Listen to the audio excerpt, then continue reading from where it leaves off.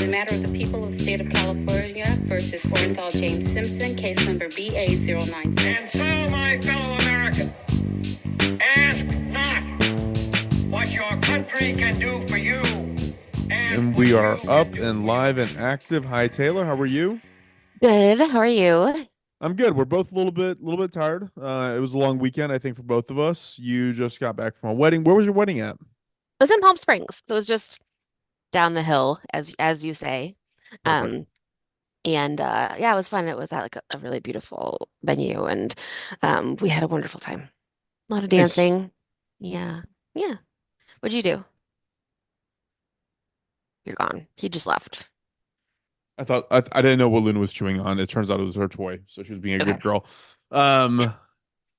Yeah. What did I do? What did I do? What did I do? Oh, I went and saw Beetlejuice. Oh, how was it? Yeah, it was. So I thought it was a little hokey, but overall, I mean, it was just good. I mean, it was good. It was good, but it was just like, the first one is just such a cultural icon that you can't go in expecting to see something as good as that, you know? Yeah.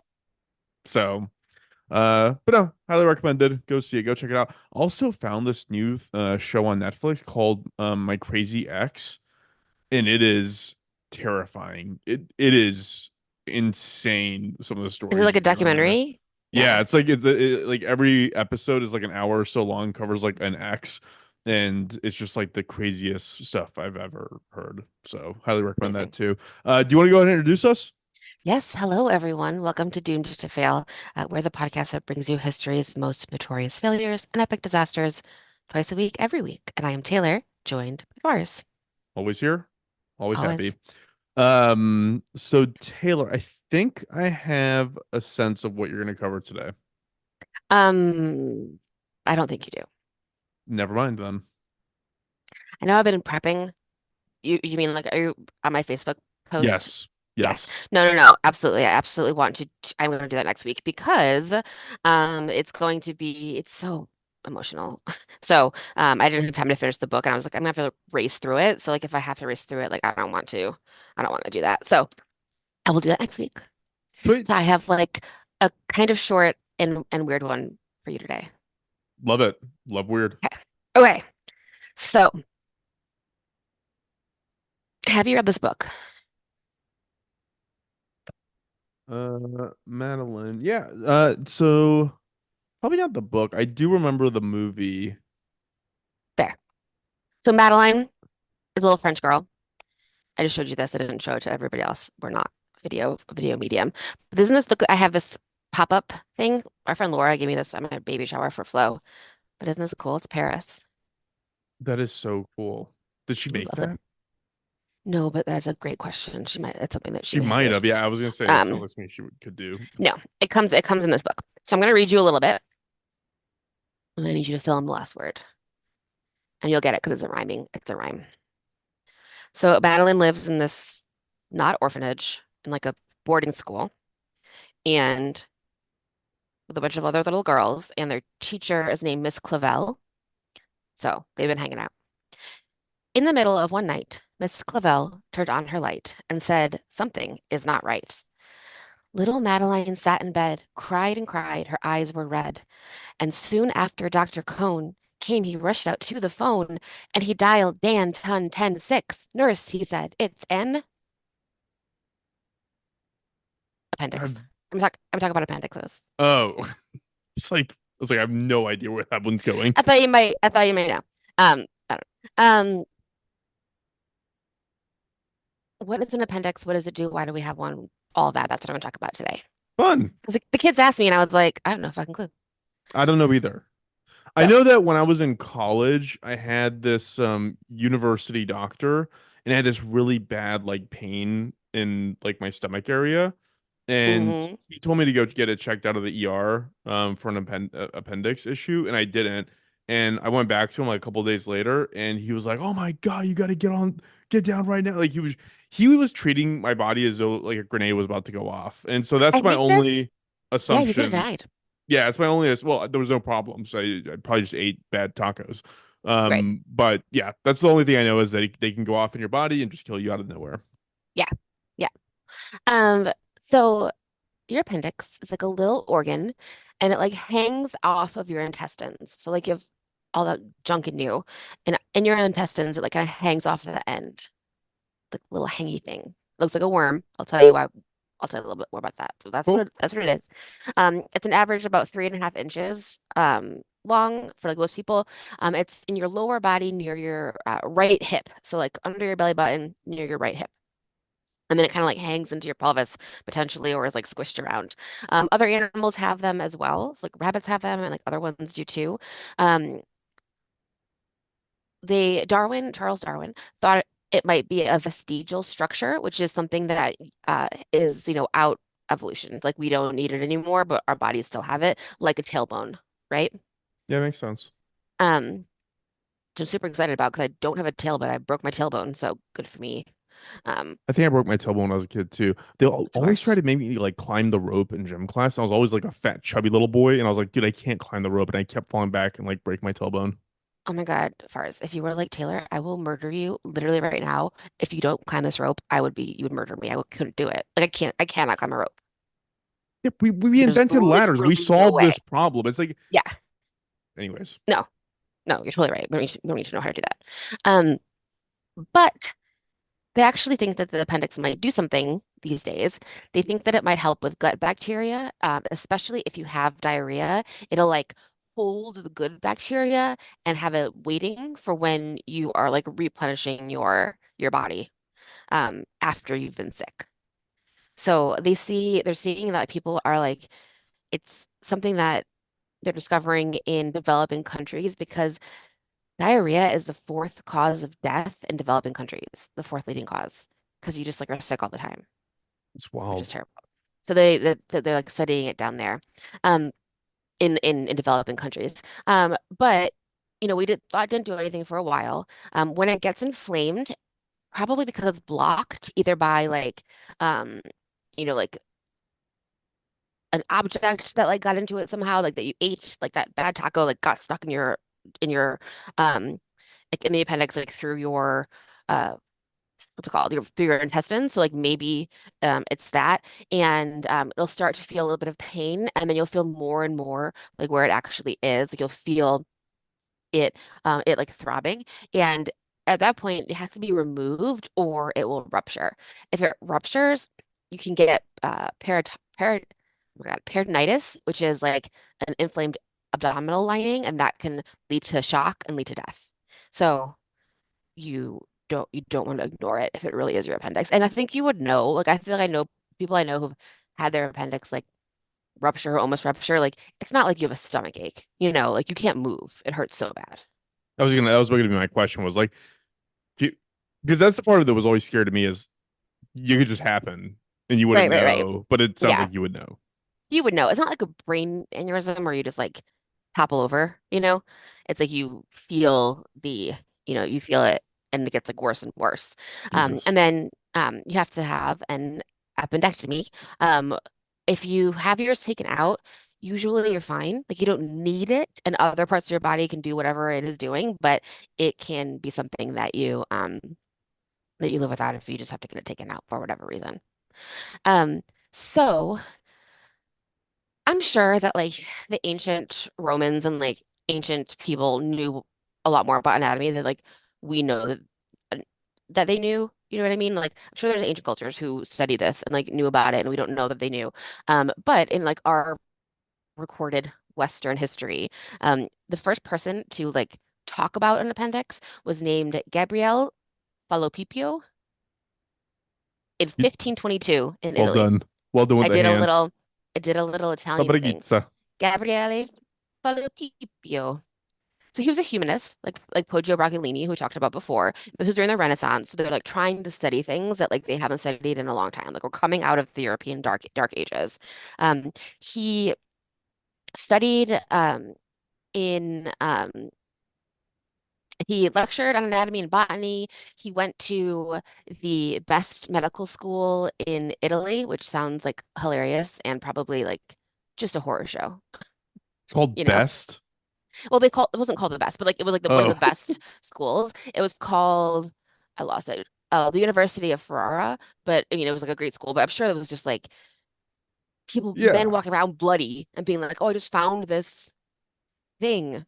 Yeah, it was like serial killer training academy. Yeah, yeah. Like they're just like taking bodies apart, like all the things.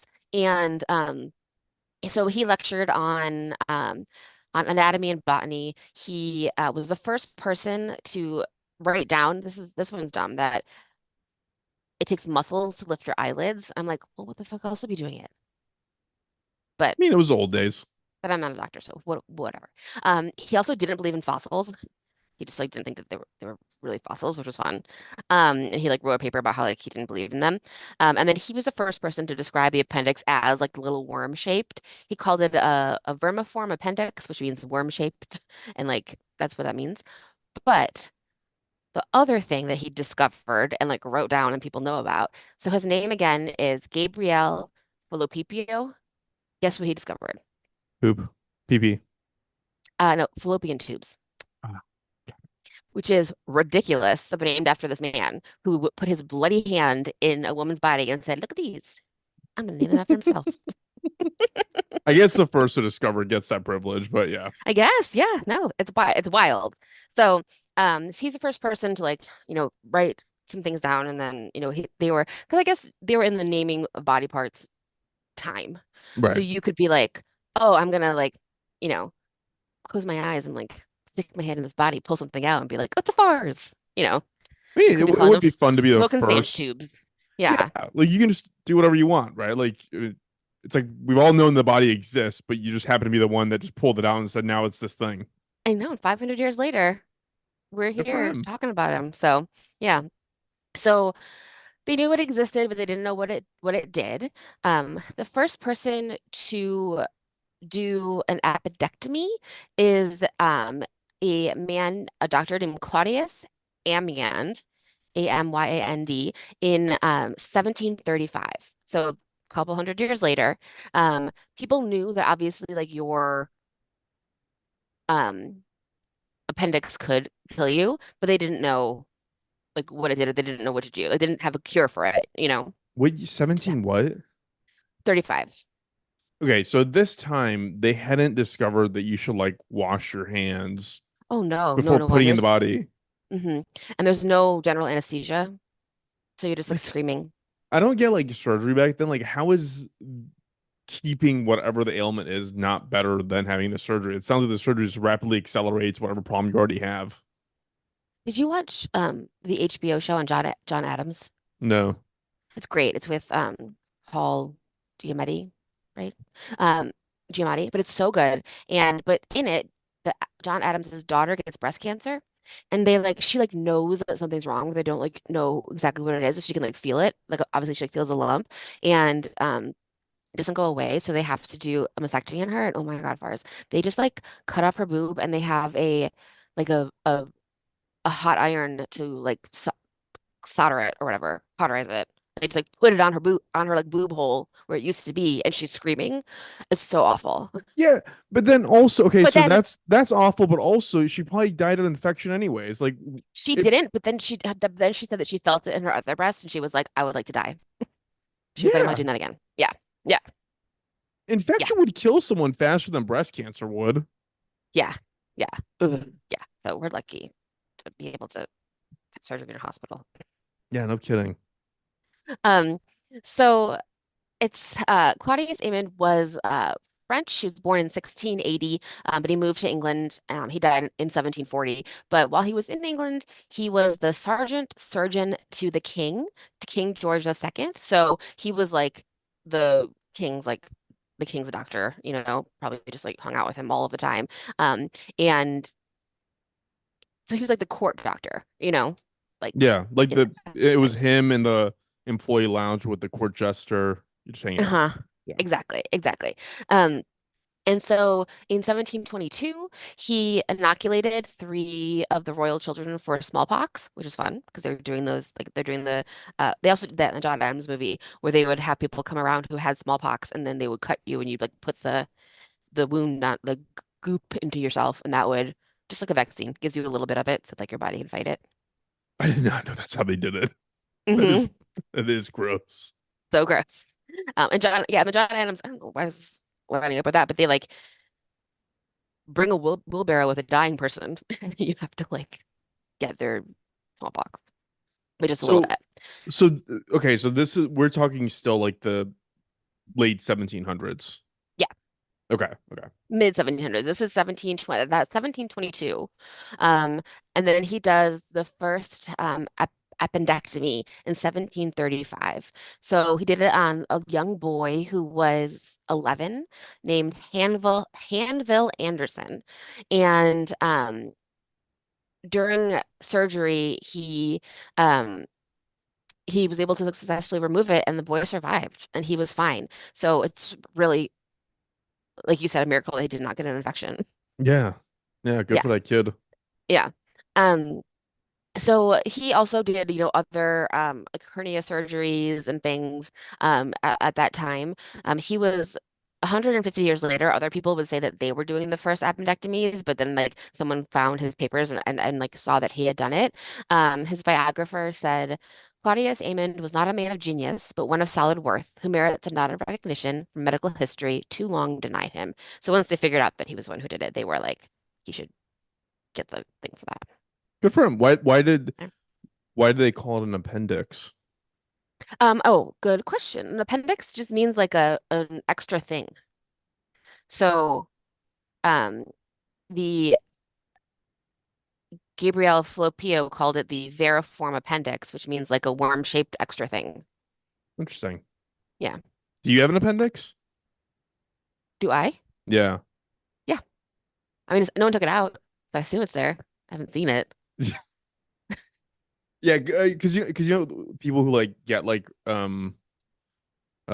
breast removal, whatever it's called, Hmm. because like to prevent things.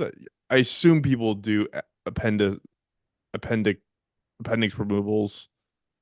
That's a good question. Elective appendectomy. Yeah. Yeah. Oh, it's performed actually. Sometimes it'll happen if you're, this is what Google's telling me, so you know. It looks like you can have it after you've had like a little bit of an infection. They can take it out for you so you won't have it again. So there's like the emergency appendectomy is one that it mostly is. Um, but you can, if you like, it's something that continues to get inflamed, you can get it taken out. All right. Fun. Um. Yeah. I never. You know what? I have not had this thought since that moment in college, and now I have another fear I can live with. So Totally. No, no, no, absolutely. There's tons of stuff in your body that can kill you. Absolutely. So the last person that we will talk about is Charles McBurney. He was born in 1845. He lived in New York City, or lived in New York, but I assume New York City. So he was the one who um, he improved the way that you could diagnose it. So if you do ever go to the doctor and you're like, I have this pain in my right side, he's gonna say, okay, I'm going to go from your belly button to your pelvic bone and like measure the like one third of the way between the navel and the front part of your hip bone. So it's going to measure there and like another one third to the other side of the right. And anyway, that point, that part of your belly that is where your appendix is called the McBurney's point. So it's named after this guy. So he's the person who's like right there on your belly is where your appendix is going to be. And if it hurts exactly right there, then it's the appendix. dude, I feel like it would have been so much easier to become like famous in the old days. I feel like everything's already been named. It's already been done. Like he's I just telling know. you roughly where it's like me being like, Exactly. hey, you know what? This thing right here, I'm pointing my head. That's where your brain is. If this hurts, it could be your brain. And it's like, what a Hmm. genius. This guy, like name a school after this guy. Hmm. The incision that you get to get your appendix removed is called the McBurney incision, Makes sense. which now you said that made me laugh as well because it's like you're just cutting you in your belly and like reaching in finding your appendix. Um, but it should be able to. It's like a pretty easy thing to like get it out these days. And then a couple other things that happen now. we didn't use like antiseptics and anesthesia until like the late 1800s. So people were more, it was more common to get your appendix removed because otherwise you would just like you said, like live through the pain or die because you're like, I'm not going to risk you putting your dirty hands inside my Get stomach and anesthesia killing me. first. Like, do that Yeah. first, then come up with the rest of. Can you imagine that, Taylor? Can you imagine No. someone cutting your guts open? Because I'm No. sure they have to cut your muscle open on your abdomen to get to Oh it too. yeah. Hmm. How horrible! So bad. Horrible. Horrible. Like I feel like when I was having my babies and like I didn't realize like what a big surgery a C-section is. You know, I was like, oh, you just like cut it in the baby. You're like, oh no, no, the baby's not like behind one layer of skin. The baby's behind like a whole bunch of stuff that you have to Yeah. like cut through and like figure out how to like repair and like it's crazy. Um, I think now it's something that um that can be done with like a it's a laparoscopic technique. So like it's something that can be done like kind of with like a little like a robot, you know. Just like a little tiny hole to get in there Yeah, with a but that camera. wasn't the case You when know they what I had mean? no anesthesia and they were cutting you No, open in half you and do like that now. 300 Yeah. years ago. Now they can just like put like a little hole in you, put a camera in, and like pull it out. You know, I'm sure that this kid in um was his name Hanville? I'm sure that poor Hanville Anderson in 1735 had a insane scar on his belly for the rest of his life. Rough time. But he lived. Yeah. So I don't know. They haven't really 100% figured out what it does, but it does something and potentially helps people who are in places with like poor sanitation. And that may be like where it's mostly like needed is if you are sick or recovering from being sick, it'll like help with your bacteria, like the good Diarrhea is bacteria. the fourth thing. Hmm. So is the first like malaria or something? I don't know. Let's see. Leading.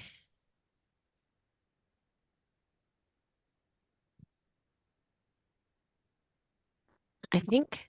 Oh, there you go. There's heart disease. Oh, I don't know. I don't know. I don't know where I got that fact.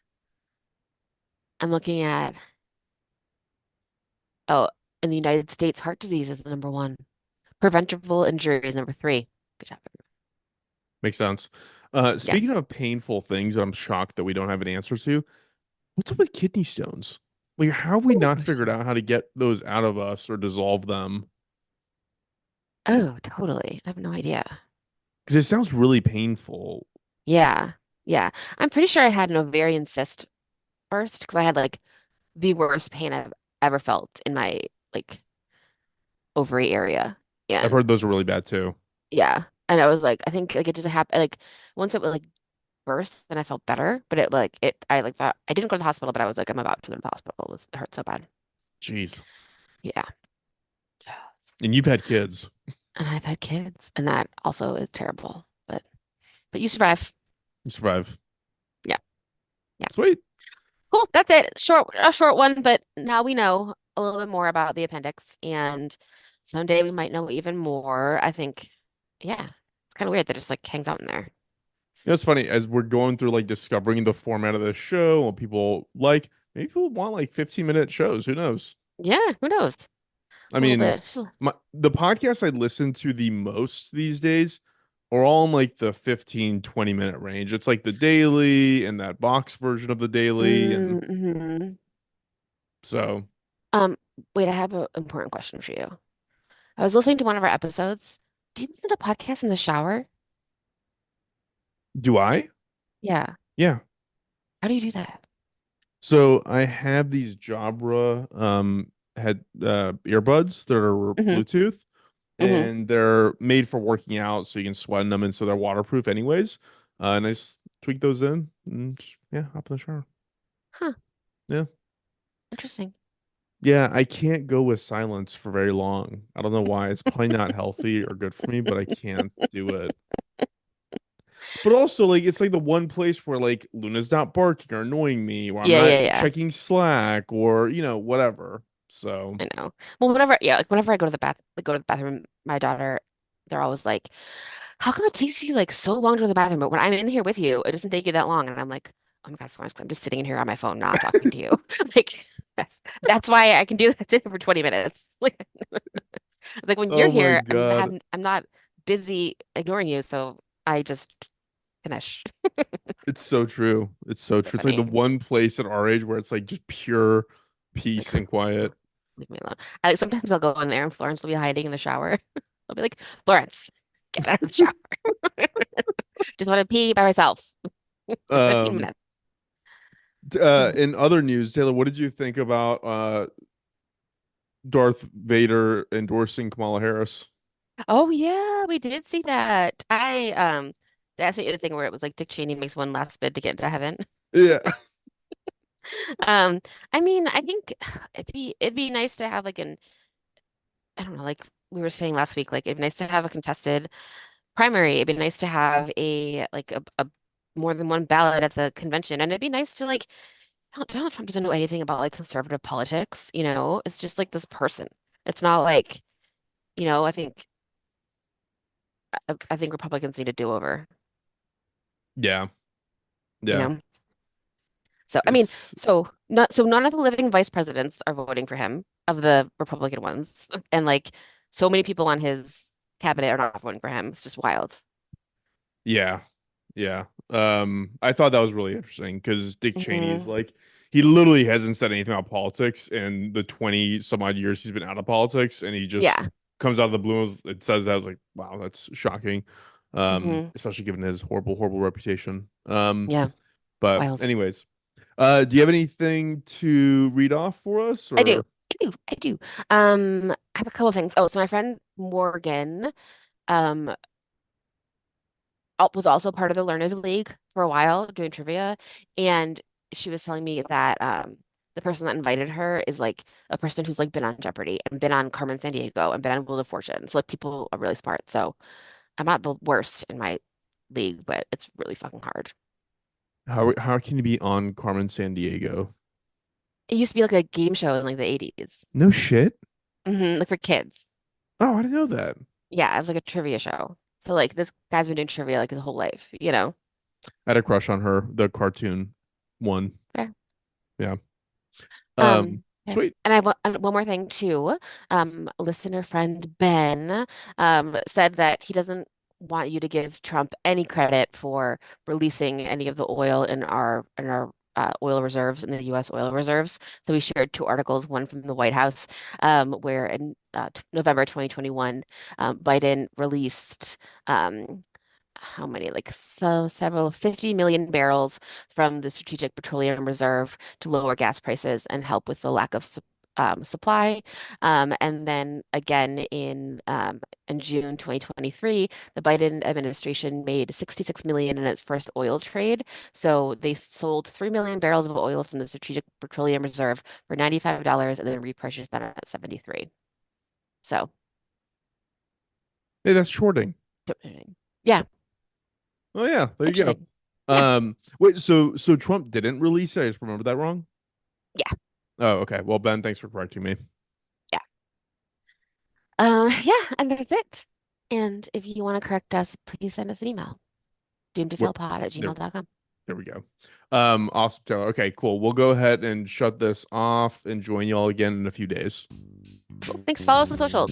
Follow Send us on the all the socials at Doom things. to Phil. Okay, bye. Bye.